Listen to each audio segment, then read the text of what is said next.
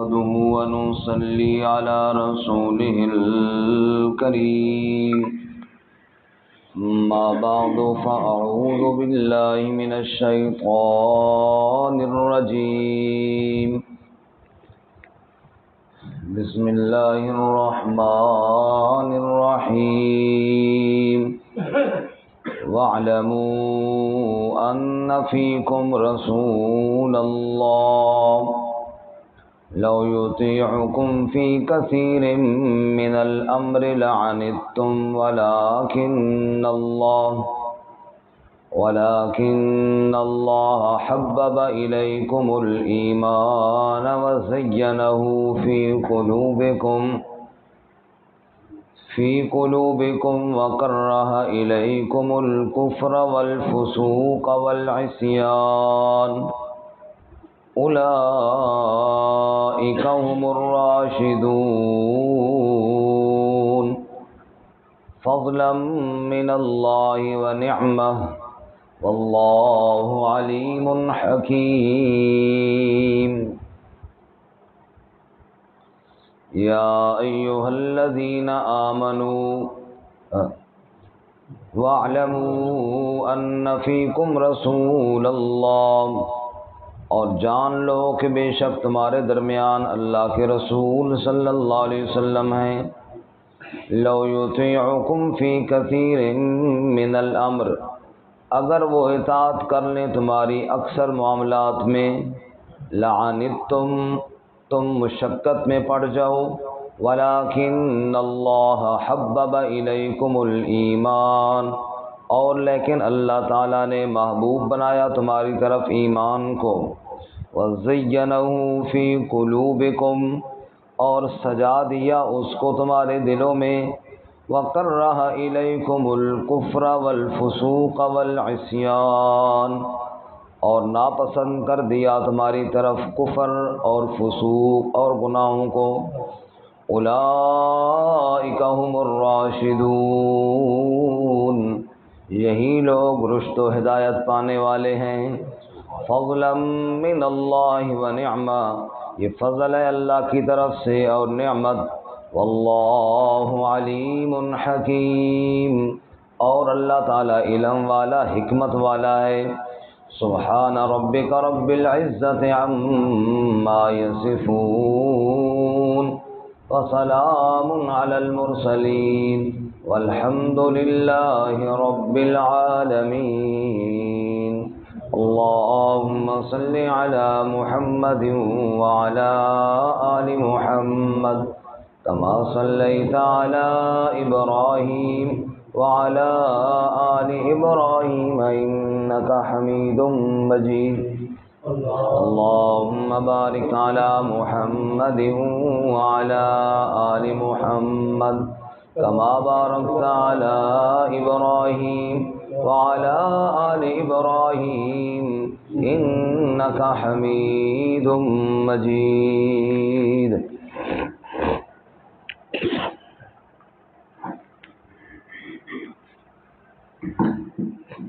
معزز سامعین، سورۃ الحجرات آیت نمبر 7 اور 8 تلاوت کی ہیں. اللہ رب العزت ان کے مطابق صحیح بیان کی توفیق عطا فرمائے اور ہمیں قرآن و سنت پر عمل کرنے کی توفیق عطا فرمائے. چند وہ قوانین جن سے ایک پرامن معاشرہ قائم ہو سکتا ہے، مثالی معاشرہ قائم ہو سکتا ہے، ان سنہری قوانین کا بیان اس سورہ مبارکہ میں ہے. گزشتہ سبق میں ہم نے جو قانون پڑھا وہ یہ تھا کہ جب بھی کوئی خبر آئے تو پہلے تحقیق کی جائے، بغیر تحقیق کے اور بغیر اس کی تہ تک جانے کے کوئی فیصلہ ہرگز نہ کیا جائے.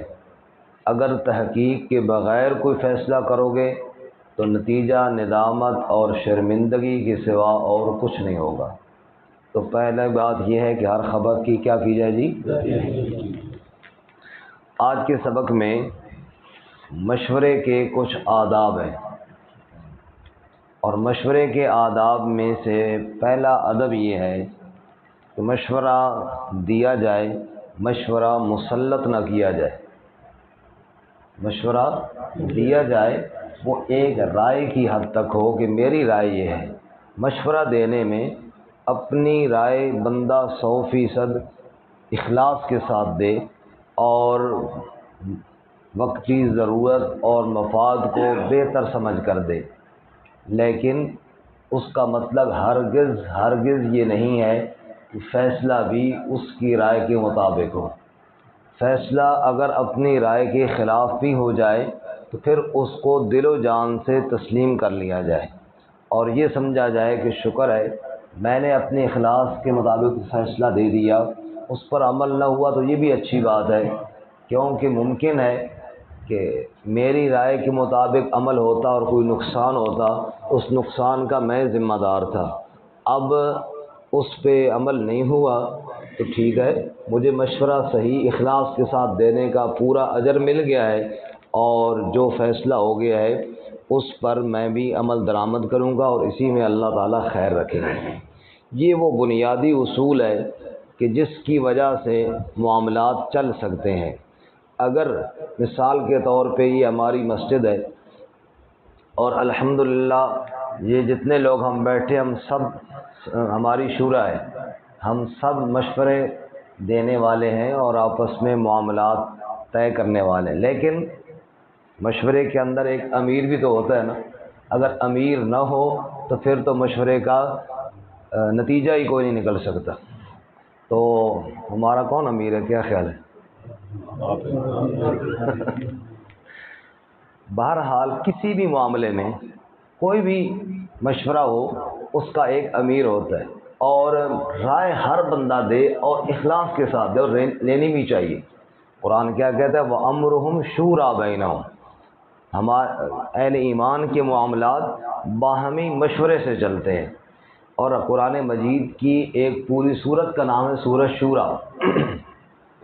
میں نے اس دن بھی اس لیے عرض کیا کہ جو لفظ کمیٹی ہے نا یہ ہمارا ایجاد کرتا ہے، جو لفظ شورا ہے یہ قرآن کا ایجاد کرتا ہے، تو بجائے کمیٹی کے نام ہونا چاہیے شورا، کہ مجلس شورا، اور مجلس کہتے ہیں بیٹھنے کو، جلوس بیٹھنے کو کہتے ہیں نا، جلسہ بیٹھنے کی جگہ مجلس۔ تو ہماری مجلس سب سے اچھی درس قرآن پہ ہوتی ہے، سبحان اللہ، درس قرآن کی روزانہ مجلس ہوتی ہے۔ تو روزانہ مجلس ہوتی ہے، جب بھی کوئی معاملہ ہو اسی مجلس کو ہم مجلس شورا ہے یہی ہماری، اسی میں ہر بندے کو مشورہ دینے کا پورا اختیار ہے۔ لیکن ادب جو قرآن نے بیان کیا وہ کیا ہے کہ مشورہ دیا جائے اور اس کے اوپر اصرار نہ کیا جائے۔ اگر مشورے پر اصرار ہو جائے، مثال کے طور پہ اب ہم یہاں پہ 50 بندے بیٹھے ہیں، ضروری نہیں کہ ہر بندے کی رائے ایک ہی ہو، ظاہر بات ہے اخلاص والے سارے ہیں لیکن رائے میں مختلف اختلاف ہو سکتا ہے، ایک کی رائے یہ ہو، ایک کی رائے یہ ہو، ایک کی رائے یہ ہو۔ اب 50 کی 50 رائے پر بیک وقت تو عمل نہیں ہو سکتا، اب عمل تو کسی ایک پر ہونا ہے اور وہ پھر فیصلہ امیر پر چھوڑا جائے، اس کے بعد ہر بندہ اس کو دل و جان سے تسلیم کرے گا، تب بات بنے گی، اور یہی اللہ تعالیٰ اس قانون کے اندر سمجھانا چاہتے ہیں۔ اللہ ہمیں سمجھ نصیب فرمائے۔ مثال کے طور پہ میں آپ کو ایک بات دوں، حدیث مبارکہ میں کہ رسول اللہ صلی اللہ علیہ وسلم رمضان المبارک میں 3 دن تشریف لائے، اور آپ صلی اللہ علیہ وسلم نے 3 دن نماز رمضان میں پڑھائی، جس کو ہم تراویح کی نماز کہتے ہیں۔ صحابہ کرام میں سے کئی صحابہ نے مشورہ دیا، یا رسول اللہ آپ روزانہ آئیں۔ آپ صلی اللہ علیہ وسلم نے یہ مشورہ نہیں مانا، حالانکہ صحابہ کرام کا مشورہ اخلاص پر مبنی تھا، حالانکہ صحابہ کرام کے اخلاص میں کوئی شک نہیں، جو اسی آیت میں ابھی ہم پڑھ رہے ہیں انشاءاللہ بیان ہو رہا ہے۔ اور اسی طرح ان کا مشورہ بھی بہت اچھا تھا، لیکن فیصلہ اللہ کے نبی صلی اللہ علیہ وسلم کے ہاتھ میں تھا، اور آپ صلی اللہ علیہ وسلم نے جو فیصلہ کیا وہ یہ کیا کہ آپ نے ان کی یہ بات تسلیم نہیں کی۔ اس وقت شاید ان کے ذہن میں یہ بات آئی ہو، لیکن صحابہ کرام کے ذہن ایسے نہیں تھے، وہ تو مشورہ دیتے تھے اور پھر فیصلہ 100% نبی صلی اللہ علیہ وسلم کے اختیار میں ہوتا تھا۔ بہرحال میں مثال کے لیے کہہ رہا ہوں کہ ممکن ہے کسی کے ذہن میں یہ بات آئی ہو کہ یار دیکھو نبی صلی اللہ علیہ وسلم ہماری بات نہیں مانی، لیکن اگر اس وقت ان کی بات مان لی جاتی تو آج تراویح اسی طرح لازم ہوتی جیسے باقی 5 نمازیں فرض ہیں۔ تو نتیجہ کیا نکلتا؟ پوری امت کتنی مشقت میں ہوتی، کتنی مشقت میں ہوتی۔ تو بعض مشورے وقتی طور پہ بندے کو 100% درست لگتے ہیں، لیکن اصول یہ ہے کہ جو مشورے کا امیر ہے اس کی بات کو تسلیم کیا جائے تو اسی میں خیر ہوتی ہے، اور اسی میں اللہ برکتیں ڈال دیتے ہیں، اور اسی کے اندر اللہ عافیت ڈال دیتے ہیں، اور اللہ تعالیٰ جس کام میں برکت ڈال دے اسی کے اندر خیریں ہی خیریں ہو جاتی ہیں۔ سبحان اللہ۔ جب غزوہ احد ہو رہا تھا اس سے پہلے مشورہ ہوا کہ یہ غزوہ، یہ جنگ مدینہ کے اندر رہ کر کرنی چاہیے یا باہر کھلے میدان میں جا کر کرنی چاہیے۔ اس میں دونوں رائے آئیں۔ بعض صحابہ کرام کی رائے یہ تھی کہ مدینہ میں ہی رہ کر مقابلہ کیا جائے، بعض کی رائے یہ تھی کہ نہیں مدینہ کے باہر جا کر میدان میں جنگ لڑی جائے۔ اچھا، خود رسول اللہ صلی اللہ علیہ وسلم کی رائے بھی یہی تھی کہ مدینہ میں رہ کر ہی کیا جائے، لیکن اکثر کی رائے جب سامنے آئی پھر آخر میں رائے دیکھنے کے بعد فیصلہ جو کیا رسول اللہ صلی اللہ علیہ وسلم نے وہ یہ فرمایا کہ ٹھیک ہے مدینہ کے باہر میدان میں جا کے لڑائی لڑیں گے۔ اب وہ صحابہ کرام جن کی رائے یہ تھی کہ مدینہ کے اندر رہ کے مقابلہ کرنا ہے، جب اللہ کے نبی صلی اللہ علیہ وسلم نے فیصلہ کیا تو انہوں نے اس فیصلے کو دل و جان سے تسلیم کیا اور بالکل خوشی سے آپ صلی اللہ علیہ وسلم کے ساتھ احد کی طرف روانہ ہو گئے۔ لیکن ایک اور گروہ تھا جس کو کہتے ہیں منافقین، وہ ان کا رئیس تھا عبداللہ بن ابی، وہ اپنے 300 ساتھیوں کو لے کر نبی صلی اللہ علیہ وسلم کے لشکر سے نکل گیا، اور یہ کہہ کر نکل گیا جی ہماری بات ہی کوئی نہیں مانتا، اپنی مرضی کرتے ہیں، جی ہماری بات ہی کوئی نہیں مانتا، اپنی مرضی کرتے ہیں، اور وہ اس لشکر سے الگ ہو گیا۔ معلوم ہوا مشورہ دے کر اس پر ڈٹ جانا یہ طریقہ درست نہیں ہے، مشورہ دینے کے بعد فیصلے کو دل و جان سے تسلیم کرنا یہ اہل ایمان کا طریقہ ہے۔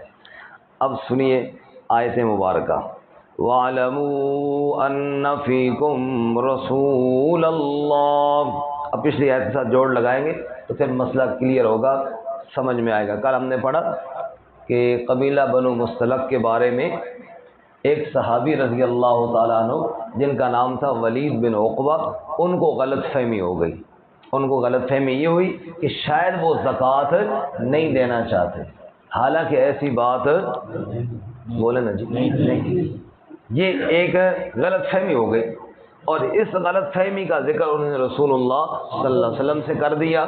اب جو ہی آپ صلی اللہ علیہ وسلم کو اطلاع ملی، اب صحابہ کرام میں سے اکثر کی رائے یہ بن گئی جی یا رسول اللہ زکوٰۃ کے منکر ہیں، آپ صلی اللہ علیہ وسلم سے وعدہ کر کے گئے اور پھر زکوٰۃ نہیں دیتے، چلے جی میدان میں ان کے ساتھ مقابلہ ہو، کیوں ایک شریعت کے حکم کا انکار کر رہے ہیں؟ لیکن رسول اللہ صلی اللہ علیہ وسلم نے تحمل سے تحقیق فرمائی۔ اب اگر وہ مشورہ مان لیا جاتا اور اس پر فوری عمل کر دیا جاتا تو اگرچہ وہ مخلص تھے، اگرچہ ان کا فیصلہ 100% مشورہ اخلاص پر تھا، اگرچہ 100% اللہ کے دین کی غلبے کے لیے وہ مشورہ دے رہے تھے، اس میں کوئی شک نہیں کہ وہ صحابہ کرام رضوان اللہ تعالی علیہم اجمعین کے دل بالکل اخلاص سے لبریز تھے، لیکن مشورے پر فوراً عمل ہو جاتا تو بعد میں افسوس ہوتا یا نہ ہوتا۔ اس لیے اللہ تعالیٰ فرماتے ہیں کہ مشورہ دینے کے بعد اس پر اصرار نہ کیا جائے، خصوصاً جب امیر ہو محمد الرسول اللہ صلی اللہ علیہ وسلم جیسا۔ سبحان اللہ۔ وَاعْلَمُوا أَنَّ فِيكُمْ رَسُولَ اللَّهِ، جان لیجئے بے شک تمہارے درمیان رسول اللہ صلی اللہ علیہ وسلم ہے، یعنی مشورہ دے کر اس پر اصرار مت کیجیے۔ کس پر اصرار کرو؟ رسول اللہ صلی اللہ علیہ وسلم پر۔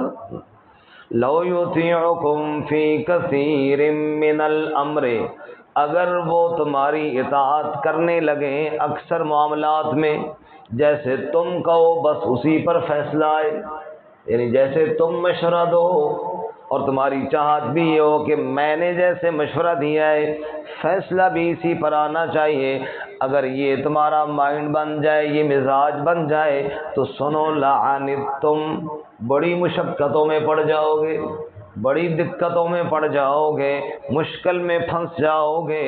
جب بھی اپنے معاملات، اپنے فیصلے ایک امیر سے نہیں کرواؤ گے، لعنتم، مشقتوں میں، دقتوں میں، پریشانیوں میں پڑے رہو گے۔ ظاہر بات ہے سب کی رائے ایک تو نہیں ہوگی نا، پھر عمل کرنے میں کتنی دقتیں ہوں گی۔ اب گویا کہ یہ کہا گیا کہ ہر آدمی اپنے مشورے پر اصرار نہ کرے۔ اچھا پھر فوری طور پر ایک خیال پیدا ہوتا ہے کہ کیا مشورہ غلط دیا تھا پھر؟ تو میں نہیں یہ بات نہیں، جیسے صحابہ کرام نعوذ باللہ کوئی غلط مشورے دینے والے تو نہیں تھے، وہ تو مخلص تھے، اس لیے آگے اللہ نے تعریف بیان کی۔ تو میں اصول اپنی جگہ پر ہے، اخلاص سے مشورہ اپنی جگہ پر ہے۔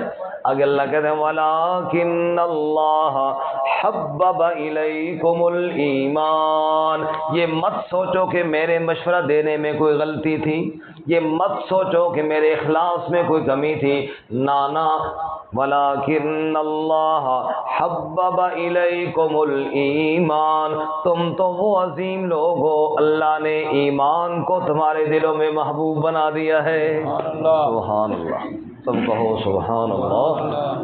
جن کے دلوں میں اللہ نے ایمان کی محبت ڈال دی ہے، بھلا وہ غلط مشورے کیسے دے سکتے ہیں؟ جن کے دلوں میں اللہ نے ایمان کو محبوب بنا دیا ہے، بھلا ان کے اخلاص میں شک کہاں ہو سکتا ہے؟ لیکن یہ اصول اللہ بیان کر رہے ہیں، مشورہ دینے کے بعد ضد نہ کریے، اصرار نہ کیجیے، ورنہ تمہارے اخلاص میں تو کوئی شک نہیں، اللہ کو بھی کوئی شک نہیں ہے۔ اللہ کہتے ہیں وَلَٰكِنَّ اللَّهَ حَبَّبَ إِلَيْكُمُ الْإِيمَانَ، اللہ نے تمہارے دلوں میں ایمان کو محبوب کر دیا ہے۔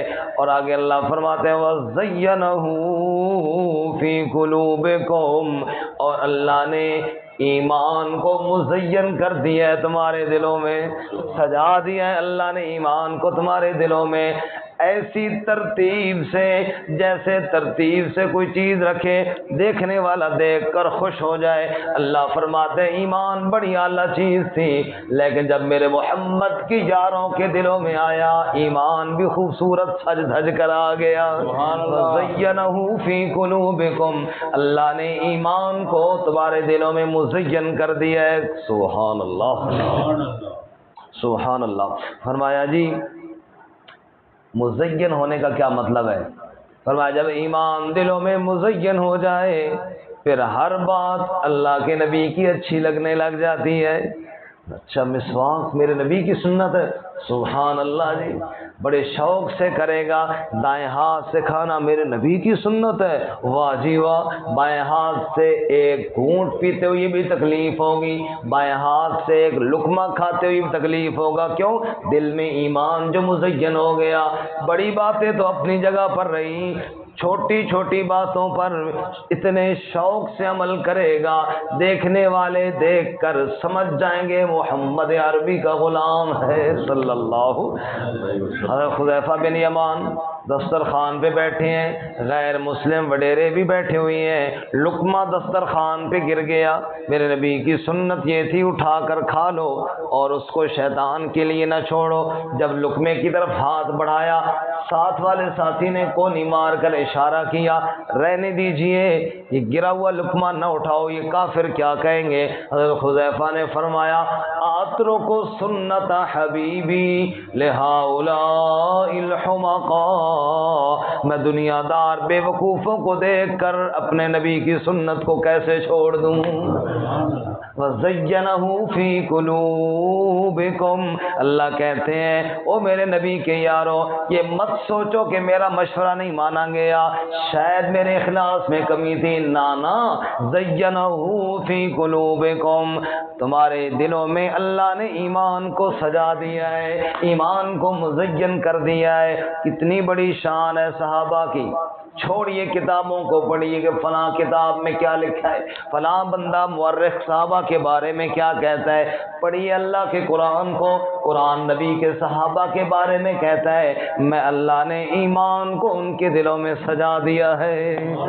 اور آگے اسی پر بس نہیں، وَكَرَّهَ إِلَيْكُمُ الْكُفْرَ وَالْفُسُوقَ وَالْعِصْيَانَ، 3 درجے بیان کیے، کفر سب سے بڑا درجہ، فسق اس سے چھوٹا درجہ، عصیان عام چھوٹی موٹی نافرمانیاں۔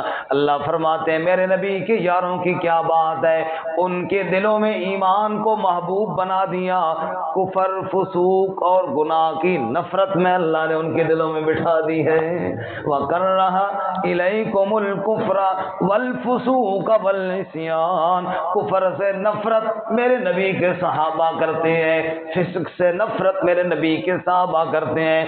عام بندہ جو گناہ کرتے کرتے ہر وقت گناہ میں لگ جائے، شراب پیتا ہو، بدکاری کرتا ہو، گالیاں دیتا ہو، اس کو فاسق کہتے ہیں، ہے ایمان والا، ہے ایمان والا، لیکن تینوں میں فرق یہ ہے نا کہ کافر تو یہ ہے اس نے بالکل سرے سے انکار کر دیا، وہ تو ہو گیا کافر، اور ایک آدمی شراب و کباب میں لگا ہوا ہے ایمان والا، وہ ہو گیا فاسق۔ نیک اعمال بہت کم اس کی زندگی میں نظر آتے ہیں، اکثر بدکاریاں ہی نظر آتی ہیں، لیکن ہے تو ایمان والا، وہ ہے فاسق۔ اور ایک ہے عام گناہ کرنے والا، عصیان کرنے والا، نمازی بھی ہے، اچھے عمل بھی کرتا ہے، لیکن گناہ اس سے پھر بھی ہو جاتے ہیں، اللہ معاف فرمائے، جیسے ہماری حالت ہے، نمازی بھی ہیں لیکن معصوم تو نہیں ہے، ہم سے بھی غلطیاں ہو جاتی ہیں۔ رب فرماتا ہے یہ تینوں باتیں میں نے ان کی نفرت اپنے نبی کے صحابہ میں ڈال دی ہے۔ فرمایا وَكَرَّهَ إِلَيْكُمُ الْكُفْرَ وَالْفُسُوقَ وَالْعِصْيَانَ أُولَئِكَ هُمُ الرَّاشِدُونَ۔ نتیجہ کیا نکلا؟ سنو سنو قرآن کا فیصلہ، نتیجہ کیا نکلا؟ جس کے دل میں ایمان محبوب بن گیا، جس کے دل میں ایمان سج دھج کر آ گیا، کفر فسق اور گناہ سے نفرت پیدا ہو گئی، اس کے بارے میں تم اپنی زبان میں جو مرضی جملے کہو، اللہ کہتے ہیں میرا فیصلہ سن لو، اولئک هم الراشدون، یہ تو رشد و ہدایت کے اعلیٰ درجے پر فائز ہیں۔ سبحان اللہ۔ صحابہ کون ہے؟ راشد ہیں، بولو کیا ہیں جی؟ راشد ہیں۔ راشد کا معنی رشد پانے والا، بالکل صحیح سمت پر چلنے والا۔ رب کہتا ہے جس کے دل میں میں نے ایمان کو سجا دیا ہے، کون نکال سکتا ہے؟ جس کے دل میں کفر اور فسق کی نفرت میں نے بٹھا دی ہے، وہی تو راشد ہے، اور راشد کے ساتھ ساتھ تم بھی چلو گے تو کامیاب ہو جاؤ گے۔ اولئک هم الراشدون، یہ سب رشد و ہدایت پانے والے ہیں۔ اچھا جی، کیسے ان کے دلوں میں محبت ایمان کی آئی، کیسے ان کے دلوں میں نفرت کفر کی آئی؟ فرمایا فضلا من اللہ ونعما، یہ سب اللہ کی طرف سے فضل ہے اور اللہ کی نعمت ہے۔ دل میں ایمان کی محبت ڈالنے والا کون ہے؟ دل میں کفر کی نفرت بٹھانے والا کون ہے؟ اے اللہ، صحابہ اکرام کی محبت میں، صحابہ اکرام کی اتباع میں، اے اللہ ہمارے دلوں میں بھی ایمان کی محبت پیدا فرما دے، یا اللہ ہمارے دلوں میں بھی کفر کی اور فسق کی اور عصیان کی نفرت بٹھا دے۔ اللہ فرماتے ہیں واللہ علیم حکیم، اللہ تو نے کیوں ان کے دل میں یہ کام کیا ہے، کیوں ان کے دلوں میں ایمان محبوب اور کفر مبغوض بنایا ہے؟ فرمایا واللہ علیم حکیم، اللہ علم والا ہے، اللہ حکمت والا ہے، اللہ کے علم میں ہے ان کے دل میں اخلاص ہے، اللہ نے کفر کو نکال کر ان کے دلوں میں ایمان کو سجا دیا ہے۔ اللہ تعالی ہمیں بھی صحابہ کرام کے اتباع نصیب